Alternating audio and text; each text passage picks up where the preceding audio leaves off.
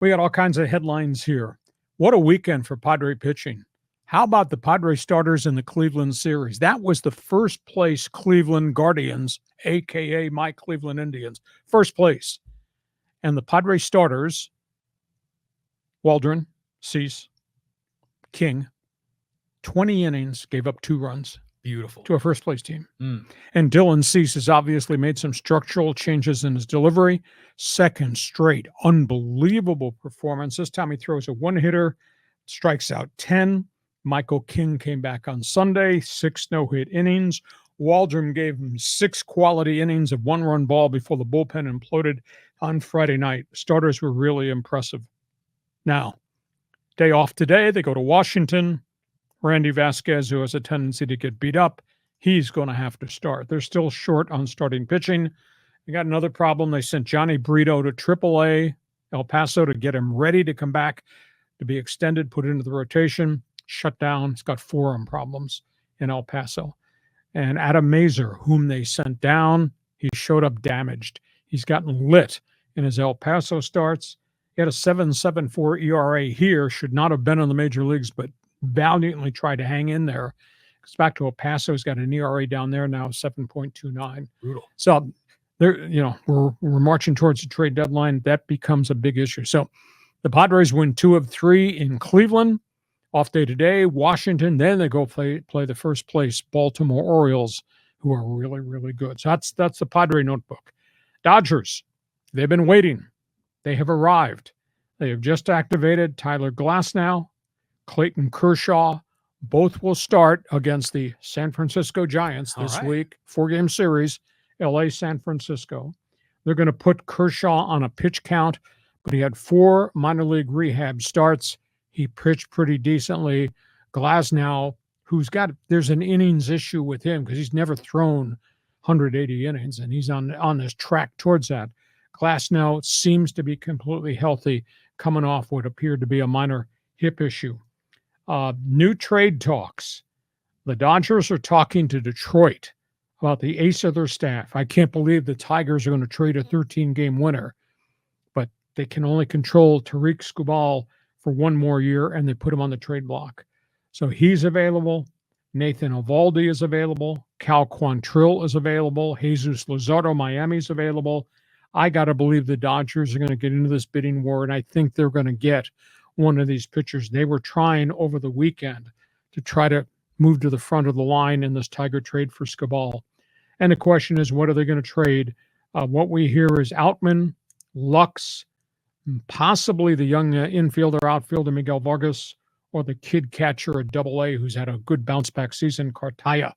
But the help from the Dodgers pitching staff has started to arrive, and they just sent today Brusdar Graterol has been sent out on rehab, as well as one of the other pitchers on the DL. Again, the Dodgers at one point had 16 on the disabled list. Now they got 4 of them that look like they're about ready to possibly come back. So we'll keep an eye on that. We've not had a lot of good news to talk about the Angels. There's a piece of good news. It's going to bear watching. Mike Trout left Anaheim, is in Salt Lake City tonight to begin rehab. Hey. He's been running. This is after this extended knee meniscus scope surgery, running, taking dry swings, then in a cage at Angel Stadium. He's going to play at least 3 games, if not 4, in Salt Lake City. He could be back when the Halos in the lineup on Thursday. Keep an eye on that. And I don't know why they did this. Every time the Angels have an opportunity to get a player that might upgrade, they always go shopping at the Dollar General store. They just signed Johnny Cueto to a free agent contract. Cueto had been in the Texas farm system on extended rehab, never got called up, so he opted out. And, once upon a time, that was a hell of a starting pitcher for the Cincinnati Reds and the San Francisco Giants. Career record 114 and 101, but he's just not the same guy. Instead of trying to do something in terms of a trade to get another quality arm, they go to Dollar General store and sign Johnny Cueto. He's at Salt Lake City, too. So those are the news and notes about the local teams. You want to talk about the Padres, Dodger Blue, Halos? Go ahead. That Padre, 2 out of 3 in Cleveland. I mean, that's an accomplishment. They're the best record in MLB, don't they? Yeah, but the division's pretty weak, and they've been doing it they've been doing it with great pitching, and they do have a lot of young arms, and they're winning 2-1, 1-0, 3-1 games. Did not happen. Obviously, this week, the Padres starters shut them down. Yeah, I mean, I love this King. I mean, he's turning out to be better than I expected. Bulldog. Yeah, in the trade with the Yankees and Cueto. Remember, you were down on Cueto a few weeks ago, but boy, has he turned it around. I told you, don't worry about him. He's going to get it right. They changed his mechanics. Oh, you're talking about Cease, not Johnny Cueto. Pardon me. Cease. Mea culpa, mea culpa, Yeah, mea maxima culpa. it's another 5-letter word that starts with a C. But Dylan Cease, I mean, I'm telling you, he looks so sharp. Dialed in. Dialed in. And then Waldron, fantastic. But Musgrove is not going to be for like another week. Darvish, nobody knows. I mean, there's still a lot of question marks. And then people are talking about maybe we should trade Ha-Seong Kim, but who's going to want to trade for him to get 2 months worth of a guy that's hitting, like around 230? Unless you're going to trade to sign him. Anything's possible. Mm-hmm.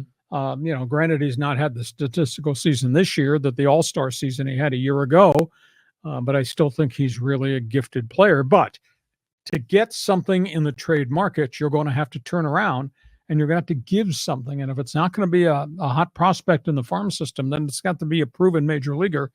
So who knows? I'm not saying they have to trade Kim or Campusano, the other name that I'd mentioned, but you're going to have to give up something of quality to get the right pitcher. Yeah. Well, they will have to give up some quality to get what they need, but they don't have a lot of assets to deal with. But I'm also intrigued by Xander Bogaerts coming back. He's been hitting pretty well. And so imagine if Tatis and Bogaerts become the old Tatis and Bogaerts and they come back. But Tatis is still like late August, right? Yeah. I mean, he's not even running. They did a second MRI. And the inflammation and the fluid buildup has dissipated. It's gone away. However, there are still signs of the stress fracture reaction in the bone area, which means he can't do any heavy-duty baseball stuff until there's a healing in that bone area. So the inflammation and the fluid or the blood's gone, which means now the healing can occur, but you're not going to have him do heavy-duty running and all that because then he could have the stress reaction return or we actually fracture the thigh.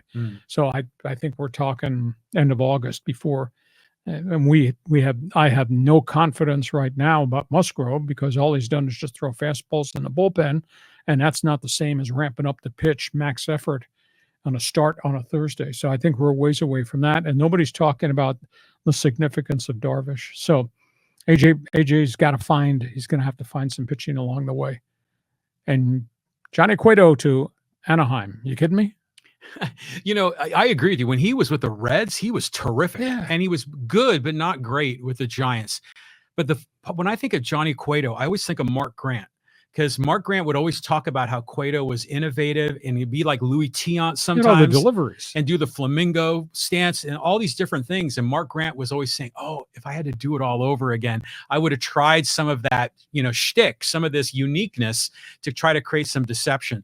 But Cueto's hanging around. When he's right, he's good. Well, hadn't been right in a long time because he did have arm problems. But like I said, 114 wins, 101 losses. I mean, he was dynamic. He was Yu Darvish before Yu Darvish in terms of release points. And is it coming over the top? Is it coming from the side? Is it a sidestep delivery? I mean, he was really different. One other base